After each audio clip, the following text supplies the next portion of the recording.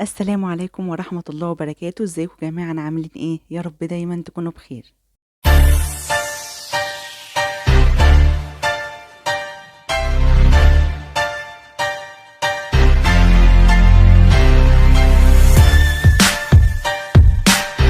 قصة النهاردة عن بلوجر مصرية اسمها سلمى الغزولي، واللي تم القبض عليها في كمين في محافظة القاهرة، وكانت تهمتها الاستيلاء على حوالي 1,000,000,000 جنيه.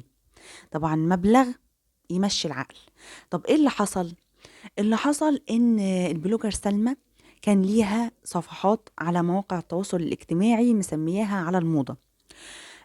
سلمى قالت في صفحاتها دي ان هي بتجيب كوبونات يقدروا التجار ان هم يشتروا براندات عالمية بخصومات كبيرة، يعني بيع الكوبون بحوالي 15,000 جنيه بدل 25,000 جنيه. فالتجار اتصلوا بيها وتواصلوا معاها عشان عايزين ان هم ياخدوا الكوبونات دي ويتعاملوا معاها، فكانت بتطلب منهم ان هم يحولوا لها الفلوس على فودافون كاش او الانستا باي، وكانت بترفض على حسب كلامهم اي تعاملات، ان هي تاخد الفلوس بالايد او اي تعاملات بنكية. آه، بعد ما جمعت الفلوس اختفت سلمى. واحدة من الضحايا بتقول إن بعد ما سلمى أخدت منها 4,000,000 جنيه، بعد ما قالت لها اتفقت معاها يعني إن هي هتجيب لها حاوية برندات، بعد ما جمعت منهم الفلوس فص ملح وداب. ولما حاولوا يتواصلوا مع صاحبة شركة الشحن اللي هي اسمها خلود الصاوي، قالت لهم أنا أنكرت، يعني قالت لهم ماليش دعوة بسلمى وما عرفهاش، أنكرت علاقتها بيها تماما وقالت لهم أنا ماليش دعوة واخبطوا راسكم في الحيطة. آه، البلاغات كلها كانت جاية من محافظة المنوفية، وعشان كده لما تم القبض على سلمى وأخوها، لأنه هو كمان متهم من هو شريك سلمى في عملية النصب والاستيلاء على 1,000,000,000 جنيه، اترحلوا على النيابة في محافظة المنوفية. والنيابة طلبت تحريات مباحث الأموال العامة والمباحث الجنائية، وما زال التحقيق لسه شغال. بس يعني موضوع البلوجر ده بقى حاجة يعني مستفزة شوية. دلوقتي أي حد عايز يعمل دعاية ولا عايز يعني يتشهر ولا يتعرف، بيروح يدور على أي بلوجر او اي حد مشهور يعمل له اعلان. طبعا ده بالنسبه له يعني دي حاجه كويسه، لانه بيوفر بدل ما يجيب حد مشهور ممثل كبير او مغني كبير ويدفع له بالالاف بالوف الالافات كمان، فهو بيتعامل مع حد يعني ايه بيبقى حنين عليه في السعر مثلا. بس هي الفكره ان انتوا ما تعرفوش الناس دي.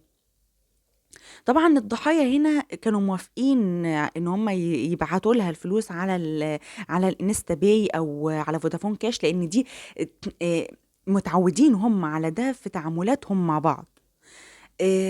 بس دي حد ما تعرفوش، ومش مجرد يعني مش معنى ان الانسان ده مشهور او انه معروف ان هو يبقى خلاص كده ان احنا نديله الامان. ده حتى المثل العادي بتاعنا البلدي بيقول لك حرص ولا تخون. طب هنا فين التحريص؟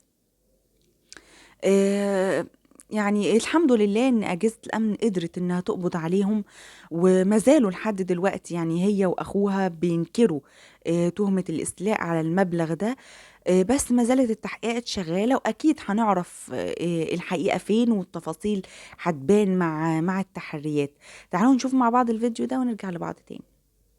نصبت عليهم في 1,000,000,000 جنيه، ووعدت 2000 تاجر باستيراد هدوم من براندات عالمية. لمت منهم الفلوس وفص ملح وداب، واتقبض عليها هي وأخوها في كمين. قصة سقوط البلوجر سلمى الغزولي في قبضة الأمن. قضية نصب جديدة بطلتها بلوجر معروفة اسمها سلمى الغزولي، متهمة بالاستيلاء على حوالي 1,000,000,000 جنيه من 2000 ضحية من تجار الهدوم من خلال صفحتها اللي مسمياها على الموضة. اتقبض على البلوجر سلمى الغزولي وأخوها محمد في كمين اتعمل لهم في محافظة القاهرة بعد ما اتعملت بلاغات كتيرة ضدهم وضد صاحبة شركة شحن تانية اسمها خلود الصاوي. الاتنين تم اتهامهم بالاشتراك مع البلوجر المعروفة بالنصب والاستيلاء على فلوس الضحايا. واترحلت سلمى هي وأخوها لمحافظة المنوفية لأن أكتر البلاغات جت من هناك، والنيابة أمرت بحبسهم على ذمة التحقيقات.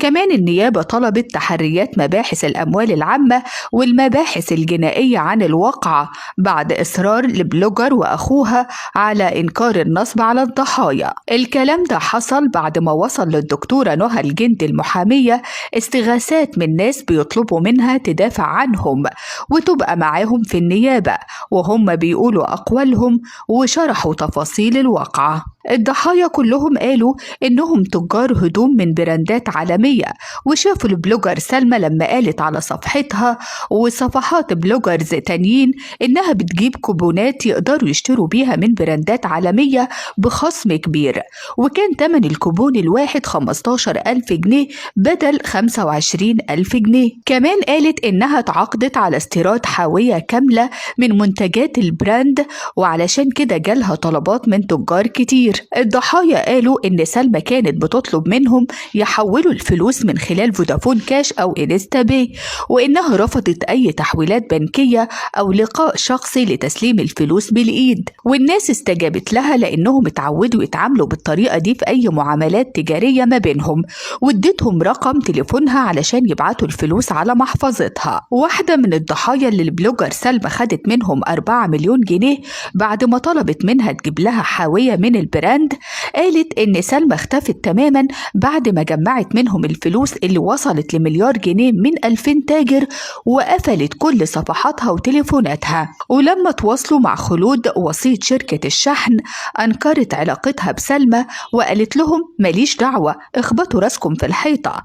وعرفوا بعدها إنها سافرت برا مصر. وبعد ما كترت البلاغات أجهزة الأمن جهزت الأكمنة اللازمة وعممت نشر على مستوى المحافظات بصورة المتهمة وأخوها لحد ما نجح كمين في محافظة القاهرة في القبض عليهم، خاصة إن ليهم محل إقامة في مدينة نصر، وما زالت التحقيقات مستمرة. حلقة النهاردة خلصت، بس لسه الحلقات جاية كتير. استنوني في حلقة تانية جاية. شكرا ومع ألف سلامة.